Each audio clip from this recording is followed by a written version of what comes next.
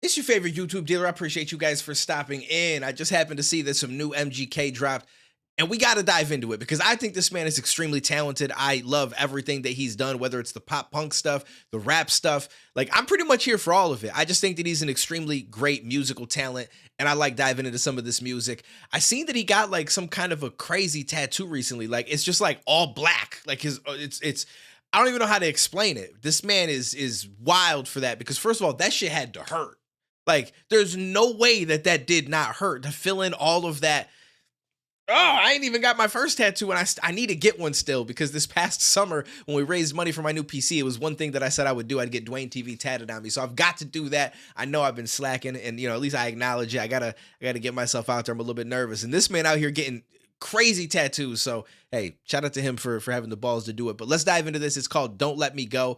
Little piano work is dope. So I don't know if this is gonna be rap or more like kind of like melody based, but only one way to find out. Let's see what he's cooking with.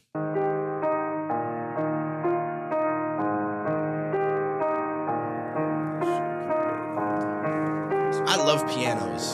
Such a beautiful sound. Lately my thoughts eating me alive.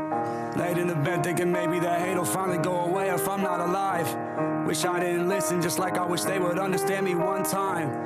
I had a breakdown and tatted my entire body except one line. Everything's just fine. Okay, so we said I had a breakdown and tatted my entire body except one line. Yo, that's crazy.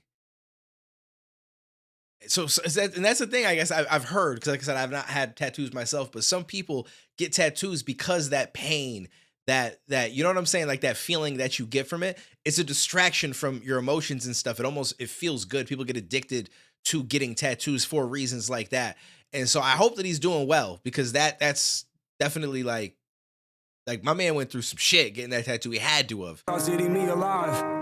Laid in the bed thinking maybe that hate will finally go away if I'm not alive. Wish I didn't listen, just like I wish they would understand me one time. I had a breakdown and tatted my entire body except one line. Everything's just fine. Slipping again, there I go slipping again. I'm acting different again. I see my family's reflection every time I look in the cup and I sip it again. After the sins, tell me after all the sins, will I be mentioned again? Why do I care? If in the end it's just me and God, like I'm Christian again. Just let him bring the beat in. Before my dad left the earth, he made sure I took on every quality I didn't want. I was supposed to die at birth, gave me a chance and I fucked it up, give me another one. I've been running from secrets I hid as a kid and I never confronted them. I just called mom, said I forgive her for not being there when I needed one. Whew. See, this man is so talented. Like his writing and ability to put emotions down is incredibly great to me. Like it's ridiculously good. But this is like proof that like just because you reach a point where you have a lot of money, like this man definitely has a lot of money. He's extremely successful at what he does, but that doesn't equal happiness, right? Like he said he was supposed to die at birth. He was given a chance and he wished that he can go back and basically give him another shot at it because he feels like he's messed some things up. And other people might look at it and be like, what are you talking about? Like you've got all this money, you're successful, you know what I'm saying? Like all these positives that they see in his life, but those don't equal happiness necessarily, right? Like it's a piece of it, right? Like I've reached financial freedom to an extent. I've reached success and fame, and people like to listen to my music and they get some positives from it, or they just rock out to it. Like these are pieces of life that can definitely add happiness to your life, but it doesn't mean happiness. Like it's not a guarantee that you're going to be happy. There's so many different reasons from just experiences that you've had growing up, things that you've done in your life or had done to you in your life that just stick with you and just it doesn't change just because you suddenly have a whole bunch of money. You know what I'm saying? And then there's also just people that have chemical imbalances, like their brain just isn't built perfectly in this way when it comes to the dopamine, the serotonin, stuff like that. And it's very hard to get that sorted out because as much as people are like, oh, we'll just get an antidepressant, or anyone that's never been on any of these drugs, which I haven't, but because I have a friend that I help take care of, like I've researched an insane amount about these. It's like a lot of times it makes things worse, and it's the lock and key method, which what I'm saying by that is like there's not, oh, you have this symptom and that symptom, you say this, here's the drug that was perfectly tailored for that, here, let me give it to you. That doesn't exist. They just create these different medicines, and then they're basically like, let's throw shit at a wall and hopefully something sticks, right? And so they give you the first one, and it may help, it may not help, it may make things worse, it might only help a little bit.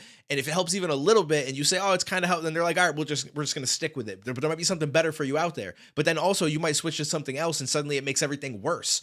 Like the side effects on half of these medications say that they can make you not want to be alive. They can make all these symptoms that you're trying to get away from worse, or they can even create more of them that you don't even have.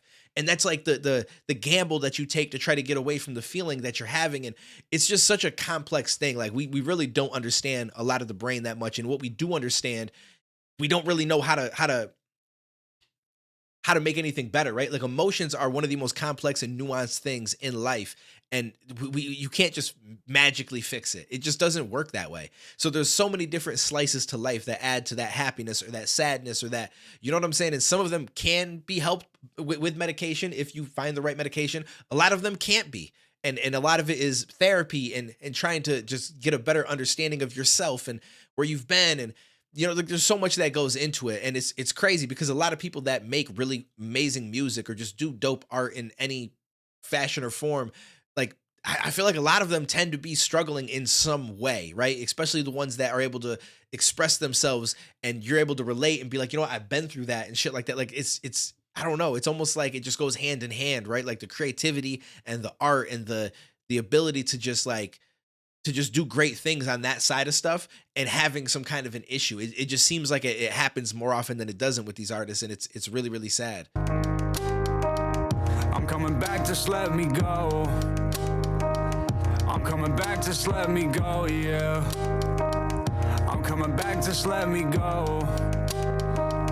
I'm coming back, don't let me go. Who am I when the music stops? And the character that I've been playing is really just broken and fucking lost.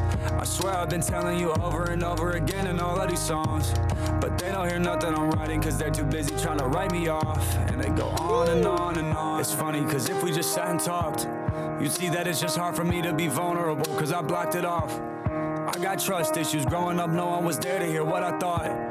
My heart was broken like my ribs as a kid when me and my father fought. Yeah, I'm medicating with something that I cannot pronounce, but it's what the doctor gave me.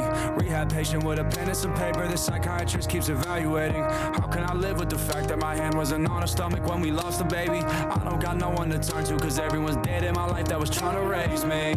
Searching for someone to tell me who I really am. I don't know when I look in the mirror. Constantly dreading the day that the audience might not be screaming for me anymore. Feeling of dying alone and not leaving anything behind is my biggest fear. Kiss the person that I love as if I'm never coming back after I leave out the door.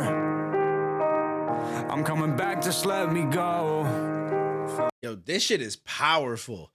Like you said, you know, the character that I put on, and not to say that it's all character, like it is who he is, right? When you see some of the more hype tracks and stuff like that, but it's again, life is a roller coaster. Like at moments you're feeling like that, and other moments you're not feeling like that, and you go through this constant struggle. Like it's crazy. I feel like I'm lucky in the sense that I don't think that I deal with like a whole lot of depression or, you know, sadness in that way. I do feel like I deal with some anxiety, like health anxiety, shit like that, which is annoying. It absolutely sucks. But as far as like my sad moments and stuff like that, a lot of them revolve around tangible things that I can fix and I can work on and stuff. And I feel very lucky for that, right? Like when I look at anything in life, like where my life is going to go or where something will be next week or whatever, I tend to be very optimistic, even though a lot of times the optimism doesn't end up turning out the way that I saw it in my head, or, you know, other times it does, or sometimes it exceeds it. It doesn't stop me from still having that optimistic outlook. Like every so often I might think like the worst and I'm like, oh shit, this is gonna, you know, and I get a little stressed out and stuff, but then I feel like I always bounce back to that optimism, and I'm probably there more so than I'm in the dark place. And so again, I feel lucky that it's just a little bit in my life, and I couldn't imagine if it was way deeper. Like I feel like for some people it's hard for them to really understand it. And they're like, well, I went through shit when I was growing up too. My dad beat me when I was growing up too.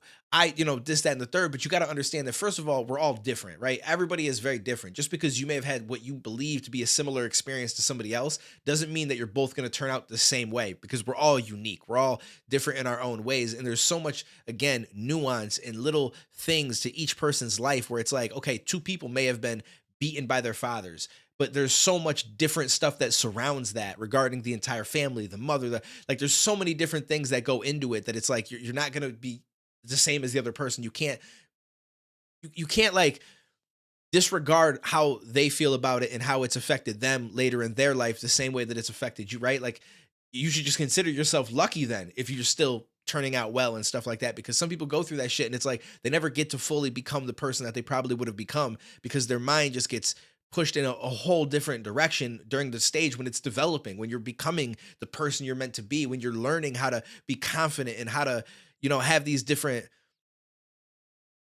like, strong traits that carry you through life, to have that optimism, to have all that kind of stuff. Like I feel like I was lucky growing up where I feel like I dealt with a lot of death and before I even understood what life was, which was tough enough as it is, but I had a very loving support system around me from my mom, my grandparents, my aunt, like, uncles. Like we had family that get-togethers for like the holidays and stuff like that, and it was usually a very positive experience. Like I had a lot of positivity pushed my way, and I was allowed to, grow up, and I feel like I was a pretty good kid regardless, but I didn't get like hit or anything really, is outside of like a couple spankings, like just the basics, not like people that get beat and stuff and go through it, or my family didn't come across like they were angry. Like everybody was pretty positive and pretty like, you know what I'm saying? Like I was very lucky in that sense. And I feel like that's what allowed me to get through the fact that I did deal with a lot of death and people passing away at a very young age.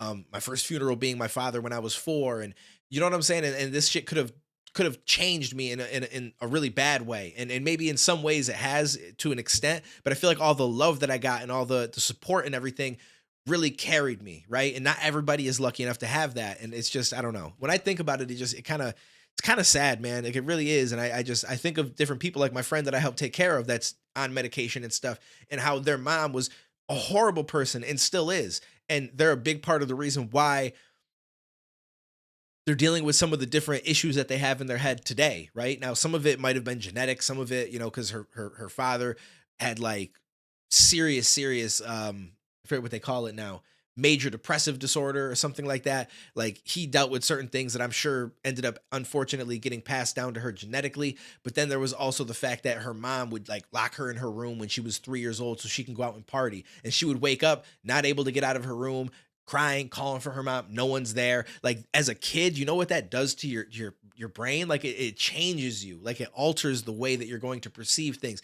It alters the way that your impulses and how you look at life and different people, and how you might become more selfish because it's like you had to fend for yourself. You had nobody. Nobody was really there to help you. And it's just like she's been through some shit, and that shit changes you. And it's just like I said, it's just unfortunate when I think of stuff like that versus the way that I was raised. And I feel like everybody should have that loving support system. And I really do think that it goes a long way in helping you be the person that you could possibly, the person that you should be, so to speak. I'm coming back, just let me go, yeah. This shit got me talking. I'm coming back, just let me go. I feel like there's a lot to say about this stuff. I'm coming back, don't let me go. I'm coming back, just let me go. I'm coming back, just let me go, yeah. I'm coming back, just let me go.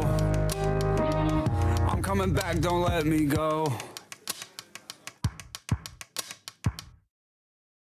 That was extremely dope. That shit had me talking a lot. I feel like I've said everything that I had to say about it at this point. But this is the kind of stuff that I do enjoy. It's also why I'm a big fan of NF.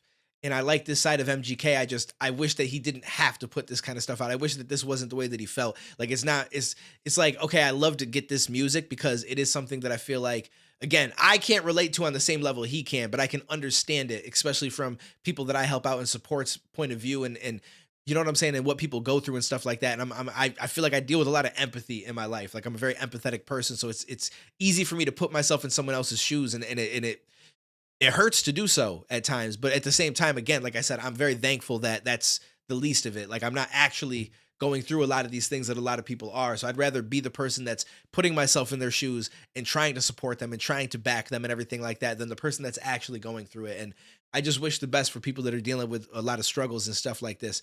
And I think that the music that comes out from it is beautiful, but at the same time, I would be happy to have no music like this. And that meant that everybody was doing well in life and not dealing with these struggles and these problems and stuff like that. So shout out to MGK. This was a good one. This was definitely a good one. I feel like I've been talking for a minute. It's almost 15 minutes into the reaction. All right, well, that means it's time for me to go. I appreciate you guys. Let me know what you guys thought down below, and I will catch you in the next one, homies.